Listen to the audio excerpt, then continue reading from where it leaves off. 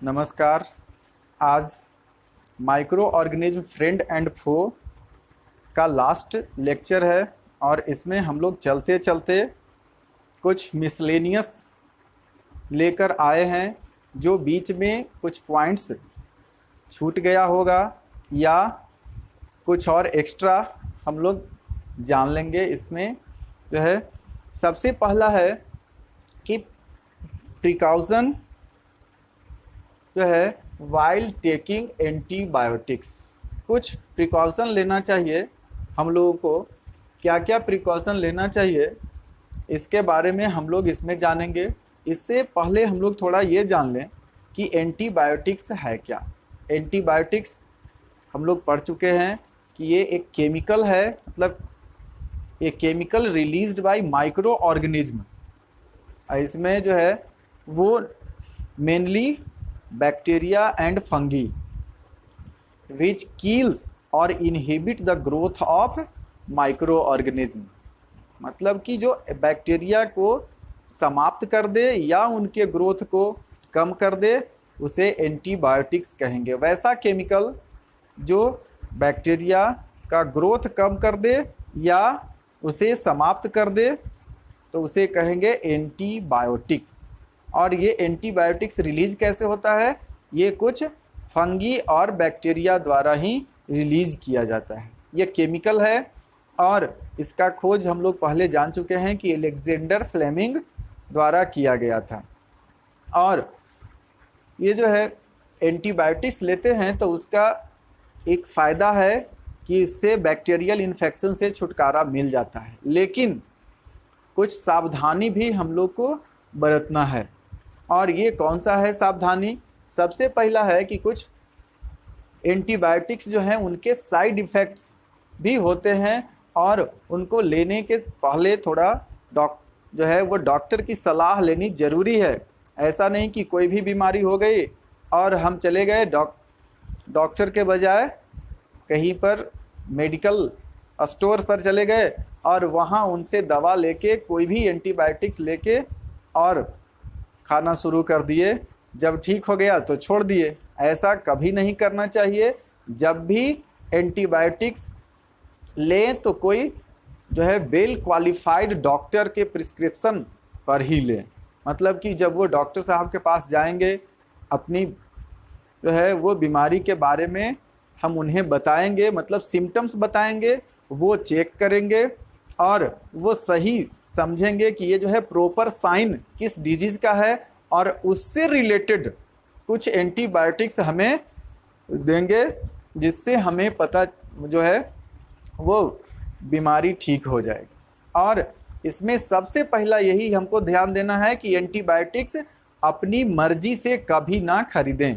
वो जो है वेल क्वालिफाइड डॉक्टर की सलाह पर ही लें। मतलब कि antibiotics should be taken only on the advice of qualified doctor.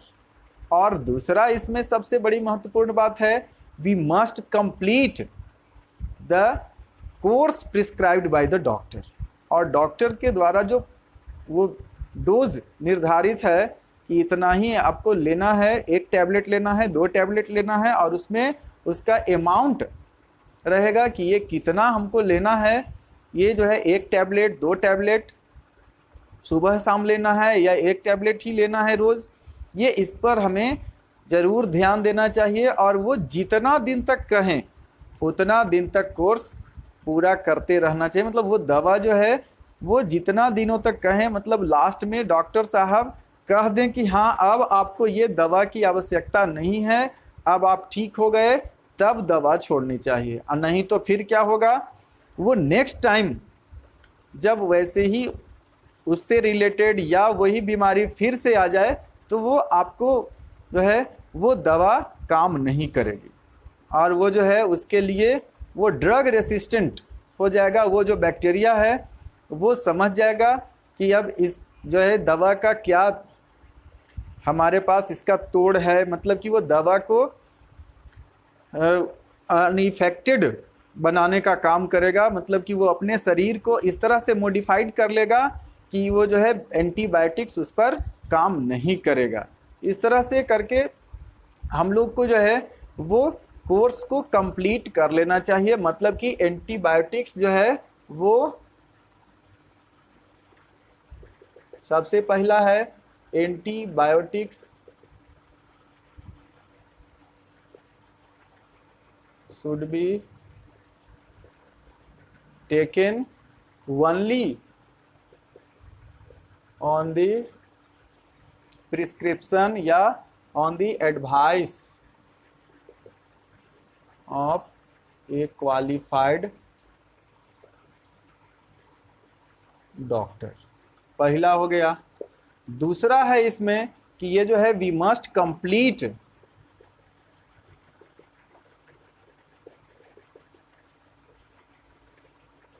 Course को कंप्लीट कर देना चाहिए, प्रिस्क्राइब्ड बाय द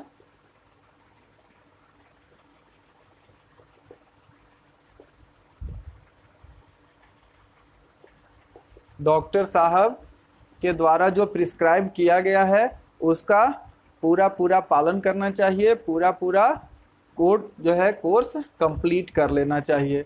और it should be taken at appropriate time या इंटरवल ऑफ टाइम।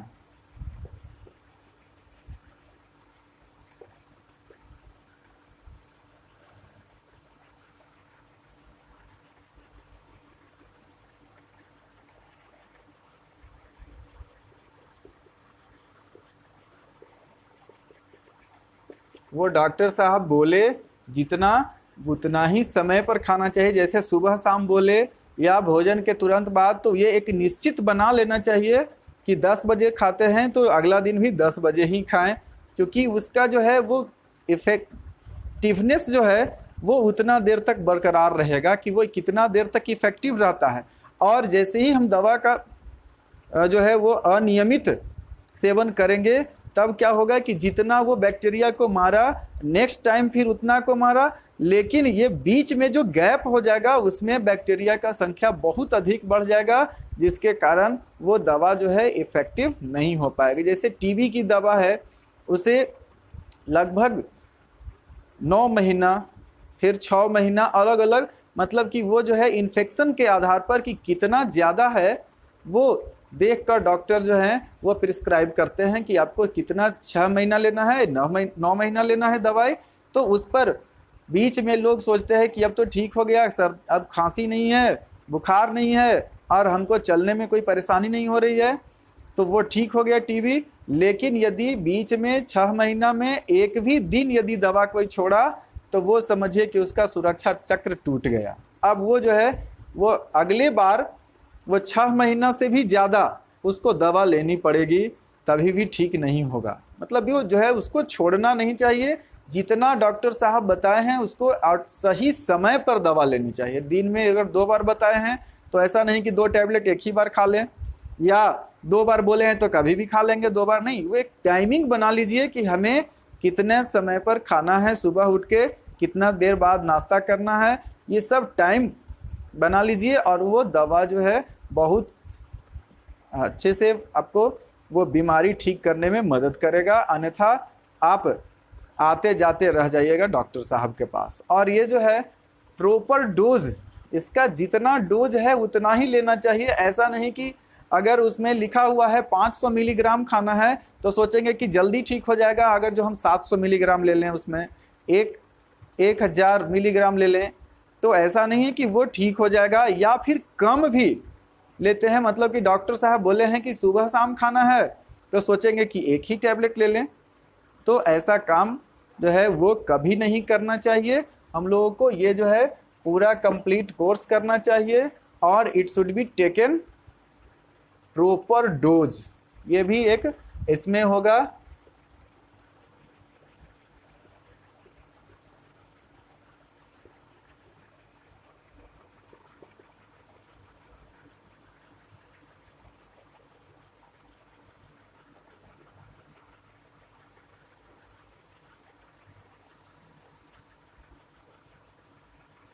इसका प्रॉपर डोज जो है वो लेना चाहिए जितना हो। इनसफिशियंट यदि लेते हैं आप तो वो जो है आपको नुकसान पहुंचा सकता है या फायदा नहीं होगा।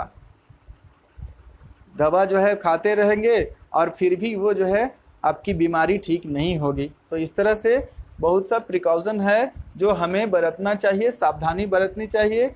और इसका साइड इफ़ेक्ट भी है। देखे होंगे कि डॉक्टर साहब जो है वो जब एंटीबायोटिक्स लिखते हैं तो कुछ उसमें मल्टीविटामिन लिख दिया करते हैं। मल्टीविटामिन लिखना इसलिए ज़रूरी हो जाता है कि चूँकि ये हार्मफुल माइक्रो ऑर्गेनिज्म को तो मार ही रहा है, साथ साथ यूजफुल माइक्रो ऑर्गेनिज्म को भी ये नुकसान पहुंचा देता है। और यदि हार्मफुल माइक्रो ऑर्गेनिज्म के साथ साथ यूजफुल माइक्रो ऑर्गेनिज्म समाप्त होता है तो हमारे शरीर का मेटाबॉलिक एक्टिविटी भी गड़बड़ हो सकता है। जैसे कुछ बैक्टीरिया ऐसे होते हैं जो हमारे इंटेस्टाइन में पाए जाते हैं, जो विटामिन बी का जो है वो सिंथेसाइजेशन करते हैं, उसको एब्जॉर्ब करने लायक बना देते हैं। ऐसा बहुत सा बैक्टीरिया है, लेकिन अगर हम लोग एंटीबायोटिक्स लेते हैं तो वो बैक्टीरिया भी मर जाता है, साथ साथ तो हमारे शरीर में जो है वो विटामिन बी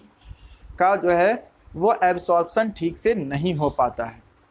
और ये बैक्टीरिया द्वारा जो बनाया हुआ विटामिन है वो नहीं मिल पाएगा तो हमारे शरीर का मेटाबॉलिक एक्टिविटी गड़बड़ हो जाएगा, उसे जो है ठीक से भोजन पचेगा नहीं, उसका बॉवेल मूवमेंट गड़बड़ हो जाएगा। तो इस तरह से करके बहुत सा इसका साइड इफ़ेक्ट्स भी है। जैसे किसी आदमी, तो यहाँ पर इससे बचने के लिए लोग क्या करते हैं, डॉक्टर साहब लिखेंगे वो मल्टीविटामिन दे देंगे। इसका जो साइड इफ़ेक्ट है, इससे बचाने के लिए थोड़ा सा एक है कि वो चलिए उसका काम हो जाएगा, विटामिन जो है वो हम बाहर से उसको दे दें।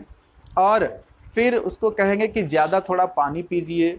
फिर एक और है कि अगर किसी को एलर्जी हो रही है, इसका एक और साइड इफ़ेक्ट है कि कहीं एलर्जी भी हो सकती है कि अगर कोई दवा वो लेता है, एंटीबायोटिक्स लेता है, तो हो सकता है कि उसे कुछ एलर्जी हो। जैसे किसी को पित्ती उछलना जिसको कहते हैं स्किन पर हो जाता है, या और कहीं रेडनेस या फिर उसे इरिटेशन होना शुरू हो जाता है। फिर उसके बाद स्टोमक और बॉवेल मूवमेंट जो है वो गड़बड़ हो सकता है, प्रॉब्लम आ सकता है उसमें।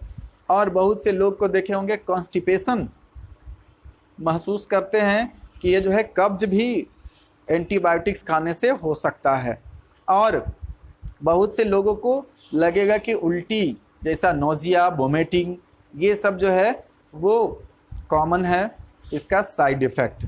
और ये थोड़ा ज़्यादा दिनों तक लेने से इसमें और भी प्रॉब्लम हो सकता है, जैसे पैनक्रियाज का एक्टिविटी भी गड़बड़ हो सकता है। पैनक्रियाटिक एक्टिविटी गड़बड़ हो जाने से ब्लड शुगर ये सब होने का चांसेस रहता है। तो जब जितना हो सके कम से कम एंटीबायोटिक्स का उपयोग करना चाहिए। और वे वजह अननेसेसरली हम लोगों को एंटीबायोटिक्स नहीं लेना चाहिए। अगर एंटीबायोटिक्स अननेसेसरली लेते हैं तो ज़रूरत पड़ने पर मतलब कि जब हमारा शरीर को उसकी आवश्यकता होगी तो वो जो है इफ़ेक्टिव नहीं होगा। और अगर हम लोग लेते हैं, if you take antibiotics when not needed इन, ये जो है, और इन रॉन्ग डोज, तो अब क्या होगा, इट में make the drug less effective. और ये हमारे शरीर में वो ड्रग जो है, मतलब वो जो दवा ले रहे हैं, वो उसको लेस इफेक्टिव बना देगा। और जब ज़रूरत होगा कि अभी फ्यूचर में हमें उस दवा की आवश्यकता होगी तो वो दवा काम नहीं आएगा। और हम लोग जो है कभी कभी देखते होंगे कि किसी आदमी को जब वो पहुंचता है कोई दुकान पर, कहा कि हमको सर्दी, खांसी, बुखार है, मतलब कि ये लक्षण जो है कॉमन कोल्ड, नाक से पानी बहना, ये सब जो है वो कॉमन कोल्ड का लक्षण है। और कुछ लोग सोचते हैं कि इसमें एंटीबायोटिक्स ले लें तो वो काम कर जाएगा। नहीं, ऐसा नहीं है। आप कुछ भी नहीं लीजिए और वो आपके शरीर में खुद ब खुद आपका एंटीबॉडी जो है वो काम आएगा और उस वायरस को मार भगाएगा। क्योंकि ये फ्लू जो होता है, कॉमन कोल्ड है, वो वायरस से होने वाला है बीमारी। और ये जो है हम लोग एंटीबायोटिक ले रहे हैं, वो बैक्टीरियल पार्ट को नुकसान पहुंचाता है। तो यहाँ पर ये काम नहीं आएगा। हाँ, यदि किसी आदमी को ज़्यादा सर्दी के साथ ज़्यादा खांसी हो गई है तो वो जो है बैक्टीरियल पोर्शन, उस डिजीज़ का जो बैक्टीरियल पोर्शन है, हो सकता है कि उसके साथ साथ बैक्टीरियल इन्फेक्शन भी हो गया हो, तो वो उसको ठीक कर सकता है। जैसे किसी का गला में दर्द हो गया है तो उस समय कुछ दवा लिया जा सकता है, जो है कुछ एंटीबायोटिक्स है जो गला दर्द में ये सब में काम आता है, जैसे एजिथ्रोमाइसिन। और वो भी बता रहे हैं, ऐसा नहीं कि वो ले लिया जाए, तो वो डॉक्टर के सलाह से ही लिया जाना चाहिए।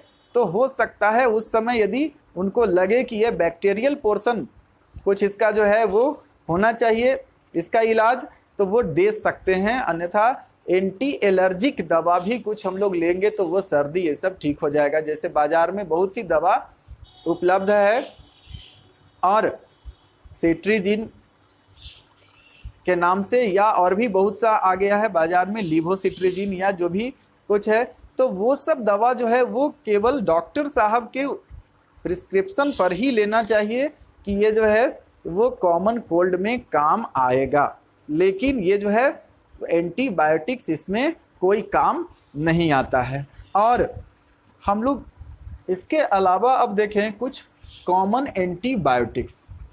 अब कुछ बहुत सा एंटीबायोटिक्स, पेनिसिलिन बनने के बाद ये जो है बहुत सा एंटीबायोटिक्स बाजार में उपलब्ध है। मतलब कि बहुत सारी कंपनियां जो है वो अलग अलग एंटीबायोटिक्स लेकर, आप देखे होंगे कि बाजार में वो स्टोर्स पर रखे हुए हैं, और डॉक्टर साहब उसमें से कुछ समझ के जो उनको लगता है कि हाँ ये जो है वो हो सकता है कि यहाँ पर अलग अलग इन्फेक्शन के आधार पर कि, और वो जो है कुछ ग्राम पॉजिटिव बैक्टीरिया है, कुछ ग्राम नेगेटिव बैक्टीरिया है, या कुछ अलग पार्ट्स पर जो अलग अलग टाइप के बैक्टीरिया होते हैं उनमें ये एंटीबायोटिक्स काम आता है, ऐसा करके और वो जो है यूज़ किया जा सकता है वो उनके द्वारा। तो अलग अलग, जैसे हम लोग देखें कि पेनिसिलिन जो है वो सबसे फास्ट वाला जो है वो एंटीबायोटिक्स है। इसके अलावा स्ट्रेप्टोमाइसिन, गारामाइसिन, लीवोफ्लॉक्सासिन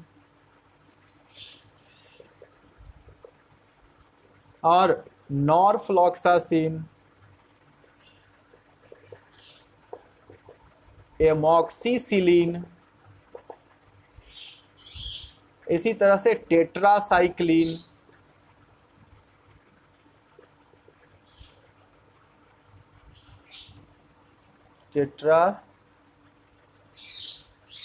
टेट्रासाइक्लिन, और भी इसी तरह से बहुत सा मिल जाएगा, एम्पीसिलिन,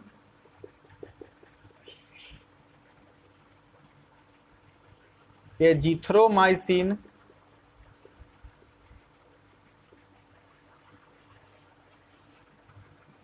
एमॉक्सिसिलिन हो गया, एजिथ्रोमाइसिन, क्लिंडामाइसिन, रिफैम्पिसिन,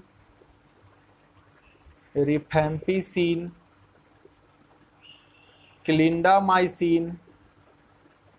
तो इस तरह से करके बहुत सा दवाई आपको बाजार में मिल जाएगा। एंटीबायोटिक्स, एरिथ्रोमाइसिन हो गया, फिर उसके बाद है सिप्रोफ्लॉक्सासिन,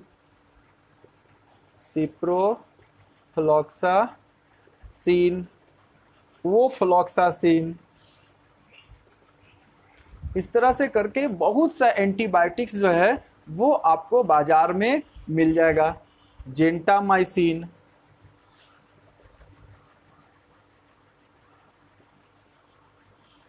कम से कम 10 एंटीबायोटिक्स का नाम हमेशा याद रखिए।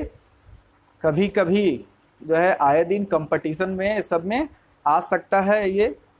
इस तरह से करके बहुत सा जो है आजकल लगभग 100 के आस से भी अधिक जो है वो एंटीबायोटिक्स उपलब्ध है और अलग अलग बीमारी में काम आता है। जैसे कुछ जो दवाई है ये एंटीबायोटिक्स जो है वो उसमें थोड़ा सा अलग टाइप का होता है कि जैसे देखिए कि कुछ जो एंटीबायोटिक है वो होगा ब्रॉड स्पेक्ट्रम। ब्रॉड स्पेक्ट्रम का मतलब कि बहुत सी बीमारी में उसे यूज किया जा सकता है, और कुछ इनमें से जो है वो है नैरो स्पेक्ट्रम, जो किसी खास बीमारी में ही यूज किया जाता है। जैसे मान लिया जाए कि एक जो है रिफैम्पिसिन, रिफैम्पिसिन का उपयोग जो है वो किया जाता है ट्यूबरकुलोसिस के उपचार में। रिफैम्पिसिन, इथम्बुटॉल, पायराजीनामाइड, तो ये सब जो दवाएं हैं उन सब का कम्बिनेशन करके दिया जाता है। तो ये जो दवा है रिफैम्पिसिन, ये नैरो, यहाँ पर जो है नैरो स्पेक्ट्रम होगा।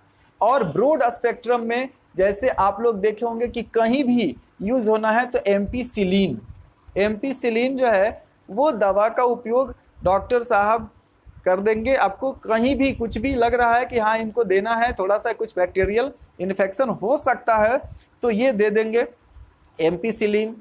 या फिर एमॉक्सिसिलिन है। तो कुछ ऐसे जो है ये एंटीबायोटिक्स जो ब्रॉड स्पेक्ट्रम है, और वो जो है अलग अलग बहुत तरह तरह की जो है बैक्टीरियल इन्फेक्शन को ठीक करने में काम करेगा। जैसे इसमें है एजिथ्रोमाइसिन, एजिथ्रोमाइसिन जो है वो थ्रोट इन्फेक्शन में काम आएगा। इस तरह से करके बहुत सा अलग अलग, जैसे नॉरफ्लॉक्सासिन का जनरली उपयोग किया जाता है, नॉरफ्लॉक्सासिन और टिनिडाजोल, ये सब का उपयोग किया जाता है। ये इंटेस्टाइनल प्रॉब्लम यदि है स्टोमक में, मतलब किसी को यदि लूज मोशन हो रहा है, इन्फेक्शन है, इन्फेक्शियस डिजीज है, तो उसमें ये काम आएगा। नॉरफ्लॉक्सासिन और टिनिडाजोल ये सब जो है इसमें काम आने वाला है। तो ये सब जो कुछ दवाएं हैं इसमें जो ब्रॉड स्पेक्ट्रम वाला होगा और कुछ नैरो स्पेक्ट्रम होगा। चलिए अब हम लोग देखते हैं कुछ ये जो है यहाँ पर वैक्सीन के बारे में, हाउ आर वैक्सीन मेड। अब हम लोग देखें इसमें कि एडवर्ड जेनर सबसे पहला जो है वो वैक्सीन बनाने का काम उन्होंने किया। एडवर्ड जेनर द्वारा जो वैक्सीन बनाया गया था उसका मैकेनिज्म जो है वो उन्होंने जो बनाया वो उन्हें खुद भी उतना नहीं समझ में आ रहा था कि आखिर ये हो रहा है क्या। वो जो है बाद में फिर काम हुआ इस पर कि ये कैसे काम करता है वैक्सीन। तो ये सब केवल उनको ये पता था कि ये आदमी को जब जिसको जो है स्मॉल काउ पॉक्स हो रहा है, स्मॉल पॉक्स नहीं हो रहा है, लेकिन वो उनको ये समझ में आ रहा था कि उसके शरीर में कुछ जो है वो बन रहा है, एंटीबॉडी बन रहा है, लेकिन एंटीबॉडी का खोज उस समय नहीं हो पाया था। और तो इस तरह से करके उन्होंने जो है वो समझा, जाना और वो यूज करना शुरू कर दिए। वैक्सीन शब्द भी उन्होंने दिया, और जो हम लोग पहले भी पढ़ चुके हैं भेक्का और वैक्सीनिया से ये बना वैक्सीन। तो ये यहाँ पर हम लोग देखेंगे कि कैसे कैसे जो है वो वैक्सीन बनाया जाता है। सबसे पहले हम लोग बात करें कि ये जो है इसमें वैक्सीन को बनाने का एक सबसे अच्छा तरीका है कि उसमें किल्ड वायरुलेंट का उपयोग करें, मतलब कि किल्ड माइक्रो ऑर्गेनिज्म जो है उसका उपयोग करें और उसका एंटीजन ये रहता है इस पर। अब हम लोग इससे थोड़ा सा पहले देखें कि ये वैक्सीन कैसे काम करता है, तो हम समझ लेंगे आसानी से। इस बात को थोड़ा सा पहले हम लोग देख लें कि ये कैसे काम करता है, और आसानी से हम लोग वो फिर समझ लेंगे कि ये कैसे जो है वो बनाया जाता है। पहली बात है कि जो भी हमारे शरीर में पैथोजेन आएगा, ये है पैथोजेन, और यहाँ पर ये पैथोजेन के पास एक खास तरह का यहाँ पर होगा एंटीजेन, और ये एंटीजेन जो है ये आएगा, मतलब ये खास तरह का प्रोटीन होगा जो पहचान होगा कि ये कौन सा बैक्टीरिया है, कौन सा वायरस है, वो हमारे शरीर में आया। और इसके विपरीत हमारा जो लिम्फेटिक सिस्टम है, मतलब लिम्फ जो है हमारा, मतलब WBC, ये जो है WBC मेनली ये काम करेगा, और ये जो है लिम्फोसाइट्स कहा जाता है। तो ये यहाँ पर WBC का जो पार्ट्स है लिम्फोसाइट्स वो जानेगा, और इसके विपरीत मतलब कि ये जो है हमारा WBC है, और इसमें ये जो है इससे लड़ने के लिए एक वो अपना खुद का एंटीबॉडी बनाएगा। अब ये जो है एंटीजन है और इधर हो गया एंटीबॉडी, और ये एंटीजन से लड़ने के लिए इसमें एंटीबॉडी बन के तैयार हो गया, और वो ज़्यादा से ज़्यादा जो है वो एंटीबॉडी प्रोड्यूस करेगा, और नेक्स्ट जो है वो WBC इस बैक्टीरिया को यहाँ पर मतलब या जो भी वायरस है उसको इंगल्फ करने का काम करेगा, मतलब कि उसको समाप्त कर देगा।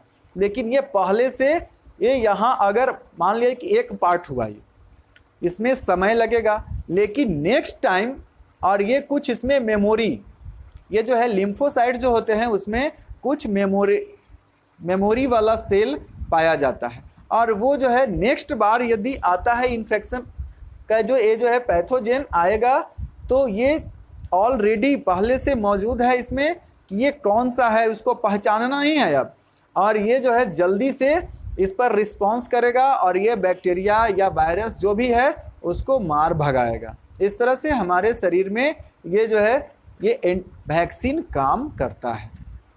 क्या करेगा, अब हम लोग देखें कि इसी तरह का ये जो है ये इसका जो है मिमिक्री करेगा, मतलब कि इसके जैसा ही हमारे शरीर में अब डाल देना है, मतलब कि पैथोजेन के जैसा जो इसमें एंटीजन पाया जाता है किसी न किसी रूप से हम लोग यदि अपने शरीर में इसका उपयोग करते हैं तो ये जो है वो एंटीबॉडी बनाने का काम खुद ब खुद शुरू हो जाएगा। और वो कैसा ऑर्गेनिज्म होगा, इसमें जो है किल्ड माइक्रो ऑर्गेनिज्म होगा, या ये जो है वीकेंड होगा, या फिर ये मॉडिफाइड होगा।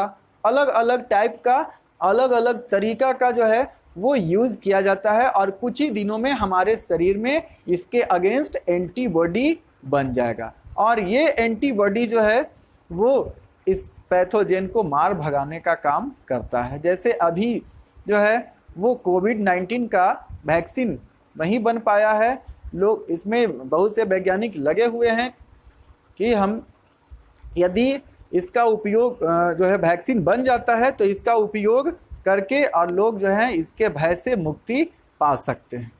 ये जो है लोगों को घर में बैठने के लिए मजबूर कर दिया है, और तो ये इस तरह से एंटीबॉडी हमारे शरीर में काम करता है। जैसे कुछ लोग जो हैं इससे ठीक होके आए हैं, और ये जो है उनके शरीर में से अब प्लाज्मा, मतलब उसमें जो है एंटीबॉडी जो बना हुआ है ऑलरेडी वो वाला यूज किया जाता है, वो इन्फेक्शियस मतलब जो है डिजीज़ उसका वो एंटीबॉडी बन गया। तो यहाँ पर जितने भी कोरोना पॉजिटिव थे और वो ठीक होके घर चले गए हैं या ठीक हो गए हैं, वैसे लोगों का यदि ब्लड से प्लाज्मा लेके दूसरे लोगों में यदि दे दिया जाए तो वो जो है जो कोरोना पॉजिटिव लोग हैं उनको उस बीमारी से लड़ने में मदद करेगा, मतलब कि वो मार भगाने के लिए वो उसको जो है इम्यूनिटी देने का काम करेगा। और वैसा जो है वो पैसिव इम्यूनिटी कहलाता है।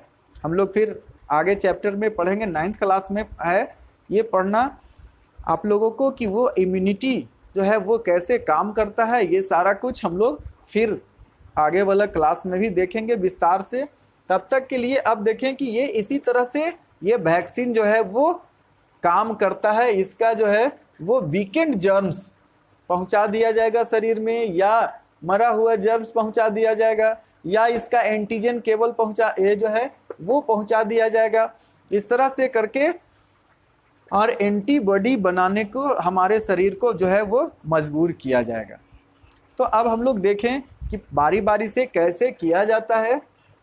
यहाँ एंटीबायोटिक कैसे ये जो है वर्क करता है हम लोग समझे, और ये अब नेक्स्ट हम लोग देखें इसमें कि हाउ आर वैक्सीन्स मेड, कैसे इसको बनाया जाता है।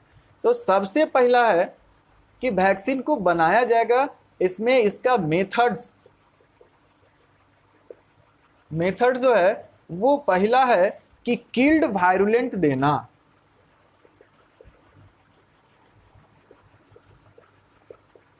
किल्ड वायरुलेंट देंगे मतलब कि मरा हुआ इसमें जो है पैथोजेंस वो किसी खास मतलब वो जो है डिजीज काउजिंग माइक्रो ऑर्गेनिज्म को या बैक्टीरिया वायरस जो भी है उन सबों को पहले जो है वो किसी भी तरीक़ा से या तो उसको ज़्यादा हीटिंग करके केमिकल से किसी तरह से उसको मार के और वैसा कर दिया जाए कि उसका एंटीजन मौजूद हो उसमें। और ये जो है ये दिया जाता है जैसे हुपिंग कफ, इसका एक एग्जाम्पल है हुपिंग कफ। हुपिंग कफ एक बीमारी कुकुर खांसी जिसे कहते हैं, वो जो है बैक्टीरियल है। तो यहाँ पर इसका किल्ड वायरुलेंट मतलब माइक्रो ऑर्गेनिज्म को शरीर में इंटर करवाया जाता है इंजेक्शन के थ्रू, और ये जो है जाएगा शरीर में तो उसका जो एंटीबॉडी है उसकी पहचान करके और हमारा शरीर जो है वो एंटीबॉडी बना लेगा। और वो जो है हुपिंग कफ अगर कभी उसका जो है बैक्टीरिया पहुंचता है तो उसे ये जो है मार भगाएगा। नेक्स्ट है लाइव या ये जो है live non virulent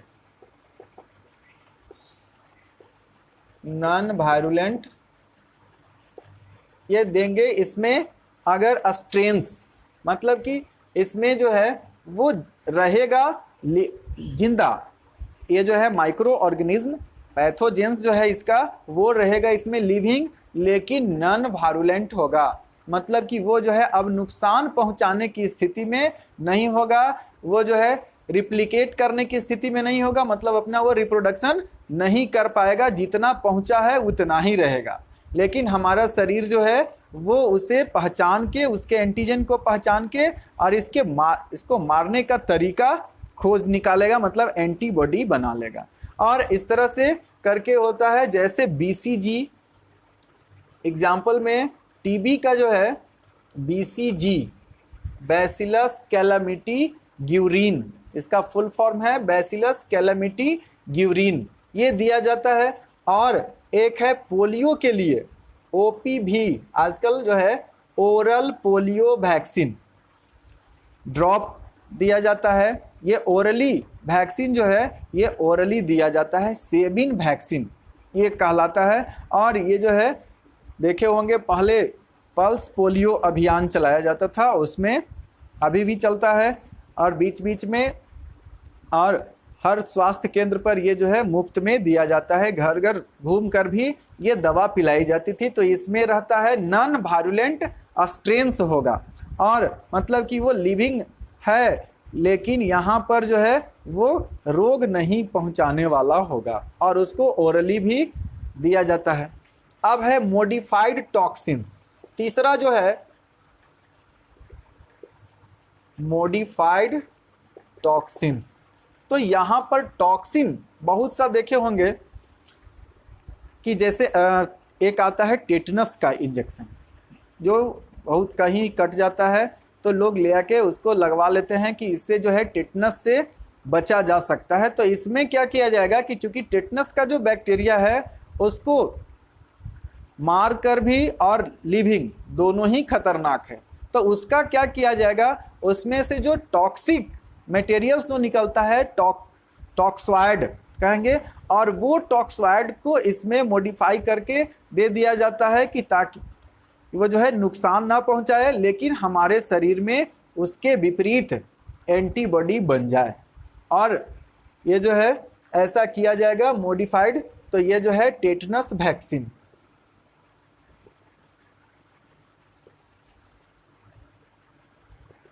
tetanus vaccine टेटवैक के नाम से भी मिलेगा बाजार में। और कुछ होता है आइसोलेटेड एंटीजन। अब इसमें जो है एंटीजन को ही अलग कर लिया जाएगा। बहुत सा ऐसा होता है कि जैसे फ्लू आजकल जो हम लोग देख रहे हैं ये कोविड, तो इस तरह से इसमें भी वैसा ही होता है कि ये जो है म्यूटेशन रेट इसमें बहुत अधिक है और ये जो है एक आदमी से जाएगा दूसरे आदमी में तो अलग टाइप का इसमें चेंजिंग हो जाएगा। मतलब कि देखे होंगे कि कुछ सिम्टम्स वाले मरीज मिल रहे हैं और कुछ जो है वो रोगी मरीज जो है वो बिना सिम्टम्स वाला भी पॉजिटिव मिल रहा है। तो यहाँ पर उसमें बहुत ज़्यादा अंतर हो जाएगा उस वायरस में, तो वैसे ही बहुत सा है जैसे इन्फ्लुएंजा का।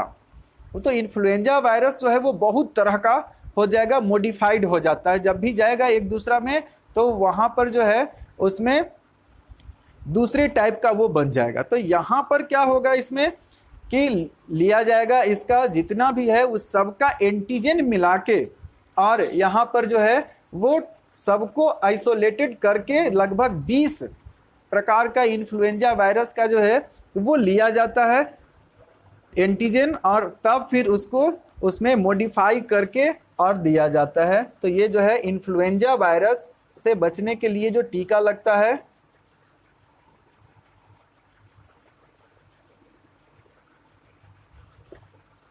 इन्फ्लुएंजा वैक्सीन या फ्लू भी। अब एक और है जेनेटिकली मॉडिफाइड।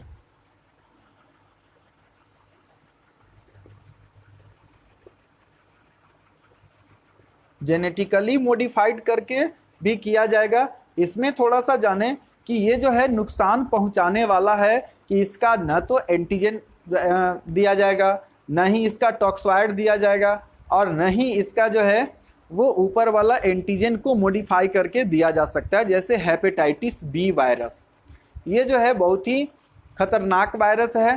तो इसका अब जो है वो किया जाएगा कैसे उपयोग, तो यहाँ पर जो है कुछ मॉडिफिकेशन इसमें होगा कि इसका जो जीन है वो मतलब कि इसका डीएनए का जो है वो रिप्लिकेशन करवाया जाएगा, डीएनए जो है, और उसको किसी दूसरे बैक्टीरिया में जोड़ दिया जाएगा। वो पता चलेगा कि एंटीजन से ये जो है इसका एंटीजन प्रोड्यूस करवाने वाला कौन सा डीएनए है, और उसमें इसे जोड़ दिया जाएगा, और वो बैक्टीरिया जो है अब वायरस HIV ये जो हेपेटाइटिस बी का वायरस है उसके जैसा वो एंटीजन अपना छोड़ना शुरू कर देगा, और यहाँ पर उसी के जैसा जो है वो हो जाएगा। तो समझ में आएगा, यहाँ हमारे शरीर को जो है वो समझ में आएगा हेपेटाइटिस बी वायरस जैसा ही कोई जो है वो पैथोजेन आया है, और उसके अगेंस्ट हमारा शरीर जो है वो प्रोड्यूस करना शुरू कर देगा।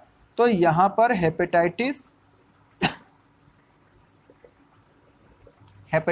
बी वैक्सीन ये जो है ये इस तरह से ये मेथड हो गया। इसमें 5 तरह का कि कैसे प्रिपेयर किया जाता है वैक्सीन।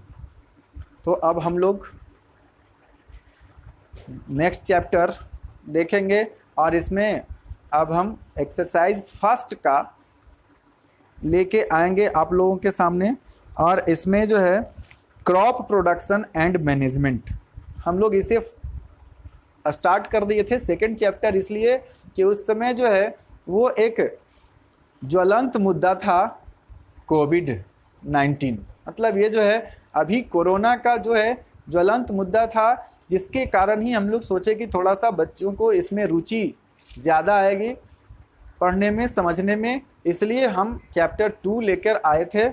अब हम चैप्टर फर्स्ट स्टार्ट करेंगे, क्रॉप प्रोडक्शन जो है, और उसमें मैनेजमेंट की बात होगी, कैसे हम लोग खेती का जो है वो काम किसानों द्वारा किया जाता है, ये सारा कुछ उसमें लेके आएंगे। तब तक के लिए धन्यवाद।